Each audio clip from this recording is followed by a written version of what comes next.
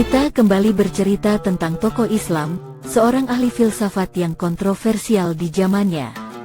Dia lahir di Tus Persia pada tahun antara 1058 Masehi dan meninggal 1111 Masehi. Nama lengkapnya, Abu Hamid bin Muhammad Al-Ghazali.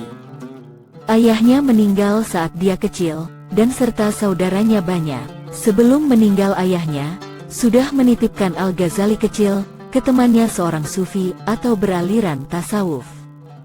Pada masa kecilnya Al-Ghazali mempelajari ilmu fiqh di negerinya sendiri pada Syekh Ahmad bin Muhammad Ar-Razikani. Kemudian pergi ke negeri Jurjan dan belajar pada Imam Ali Nasar Al-Ismaili. Setelah mempelajari beberapa ilmu di negeri tersebut, berangkatlah Al-Ghazali ke negeri Nisapur, masih daerah Persia, dan belajar pada Imam Al-Haromain. Di sanalah mulai kelihatan tanda-tanda ketajaman otaknya yang luar biasa, dan dapat menguasai beberapa ilmu pengetahuan pokok pada masa itu, seperti ilmu mantik atau logika, filsafat dan fikih mazhab Syafi'i. Setelah Imam Al-Haromain wafat, lalu Al-Ghazali berangkat ke Al-Askar, mengunjungi Menteri Nizamul Mulk dari pemerintahan dinasti Saljuk, disambut dengan kehormatan sebagai seorang ulama besar. Kemudian dipertemukan dengan para alim ulama dan pemuka-pemuka ilmu pengetahuan. Dia mengakui akan ketinggian ilmu dan keahlian Al-Ghazali. Saat umurnya antara 28 tahun, dia ditunjuk sebagai pengajar dan guru besar di Madrasah Nizamiyah di Baghdad. Setelah ditunjuk oleh Nizam al-Mulk, Perdana Menteri dari Kesultanan Seljuk, dan berhenti umur 38 tahun.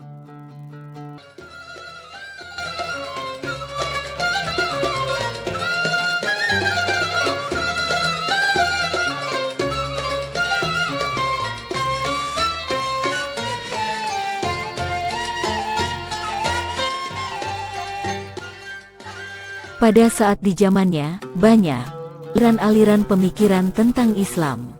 Banyak karyanya yang mengkritik para filsafat berhaluan Yunani Aristoteles, yang bersandar pemikiran sebab akibat, dan aliran Islam yang berhaluan, mengkultuskan para imam-imam agama, serta berpaham kebatinan. Hingga Al-Ghazali membuat karya buku yang terkenal, yang berjudul Tahafut al-Falasifah, yang artinya kerancuan para pemikir filsafat. Sebelum mengkritik para ahli filsafat, Al-Ghazali sebelumnya sudah belajar tekun tentang filsafat dan ilmu kalam. Dia banyak mengkritik para filosof tentang menyangkut tafsir ilmu kalam Tuhan dengan bersandarkan metode ilmu kalam Asariyah serta metode pemikiran tokoh filsafat Plato, dan tidak melepaskan dengan dalil Al-Quran serta hadis.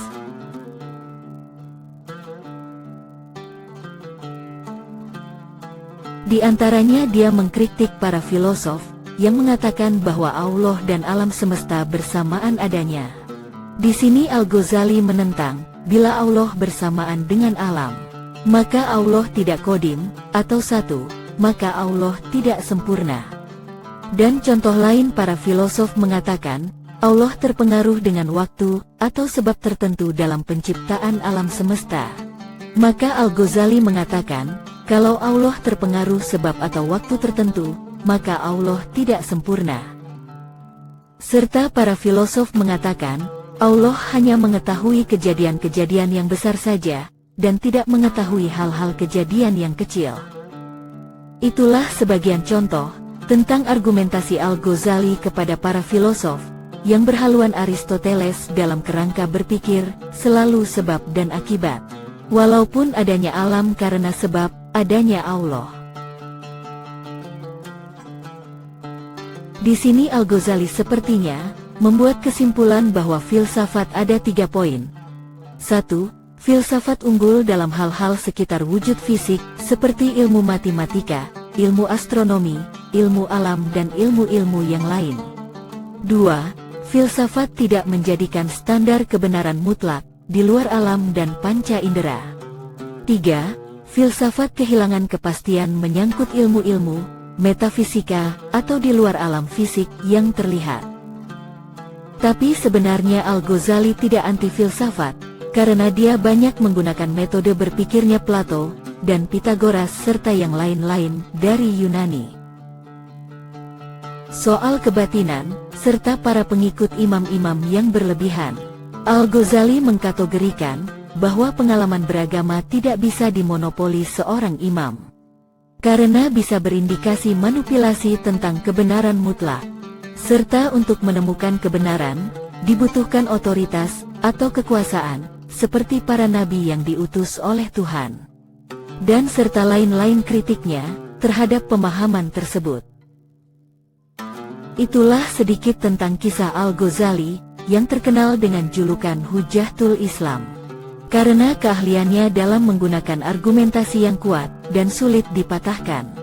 Dia diberi gelar tersebut dikarenakan berjasa dalam mempertahankan akidah umat Islam dari serangan internal dan eksternal yang menjerumuskan ke dalam kesyirikan, bid'ah, khurafat, dan lain-lain yang tidak sesuai dengan tuntunan Al-Quran serta hadis Nabi Muhammad SAW.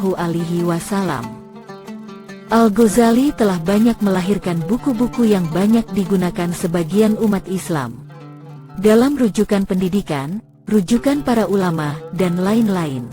Karyanya yang terkenal, selain Tahafut al-Falasifa, adalah buku yang berjudul Ihya Ulumuddin, yang artinya menghidupkan kembali pengetahuan agama. Dan mudah-mudahan kita akan membahas kembali tentang Al-Ghazali di lain episode. Terima kasih, dan sampai jumpa kembali.